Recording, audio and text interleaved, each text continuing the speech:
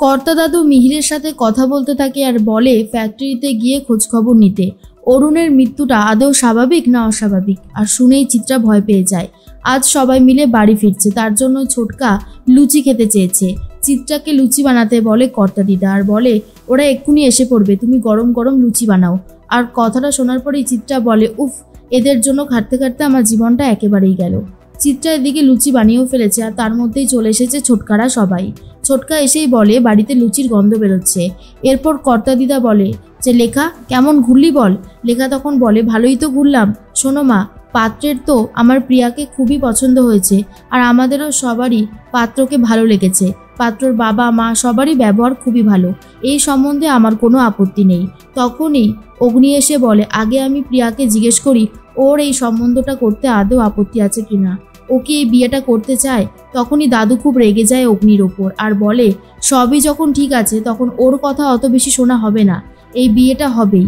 প্রিয়াকে সবাই জিজ্ঞেস করে। লেখা তখন বলে দেখ প্রিয়া, সম্বন্ধটা খুবই ভালো, সবাই এই ভালো সম্বন্ধ পায় না বুঝেছিস, তোকে এই ছেলেকেই বিয়ে করতে হবে, না হলে কিন্তু আমি মরে যাবো, এই বলে দিলাম। এদিকে প্রিয়াও ভাবছে সৌরভও বলেছিল বিয়ের ডেটটা ঠিক করেই ফেলো, সেদিনই আমরা পালিয়ে যাব। তাই প্রিয়া হ্যাঁ বলে দেয় আর বলে আমি বিয়েতে রাজি। কথাটা শোনার পর সবাই খুব খুশি হয়ে যায়। জুনি তখন কথাকে বলে তুই শুধু শুধু সন্দেহ করছিলিস কথা, দেখ ও কিন্তু বিয়েটা করতে রাজি হয়ে গেছে। কিন্তু কথার সন্দেহ তো কিছুতেই কমছে না। ঘরে গিয়ে তখন নিজের জামা কাপড়গুলো ভাঁজ করতে থাকে কথা। আর অগ্নি তখন বলে কিরে, তোকে তো ঘুরিয়ে নিয়ে আসলাম, কেমন লাগলো বল। কথা আবারও কি উত্তর দেবে বুঝতে পারে না। অগ্নি তখন বলে ব্যাস, আবার হারিয়ে গেলি। সত্যি তুই যে কোথায় হারিয়ে যাস আমি বুঝি না। মিস্টার রয় ফোন করেছে আর বলে ওই দিকের সব ব্যাপার স্যাপার কি।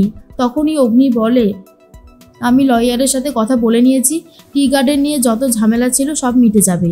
আর কথা তখন ভাবে তার মানে পাচক মশাই ডিভোর্সের জন্য উকিলবাবুর সাথে কথা বলেনি, আমি শুধুই ভয় পাচ্ছিলাম। এর মধ্যেই কথাকে জিজ্ঞেস করে অগ্নি সব ঠিক আছে তো। কথা তখন বলে হ্যাঁ সব ঠিক আছে।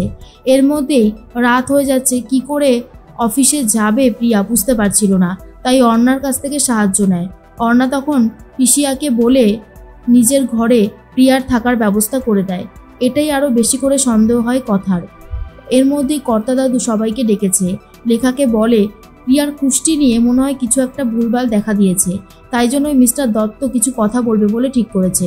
আর এটা নিয়েই ভয় পেতে থাকে পিসিয়া যে বিয়েটা আবার ভেঙে যাবে না তো। এদিকে প্রিয়া রাত হতেই বেরিয়ে যাচ্ছে আর অন্যদিকে কথা দেখে নেয় প্রিয়া ট্যাক্সি করে বেরিয়ে যাচ্ছে। প্রিয়ার পেছন ফলো করতে করতে তখন পৌঁছে গেছে অফিসে। সৌরভের সাথে প্রিয়াকে দেখে চমকে যায় কথা আর বুঝতে পারে পুরো ব্যাপারটা এবারে কি ঘটলো।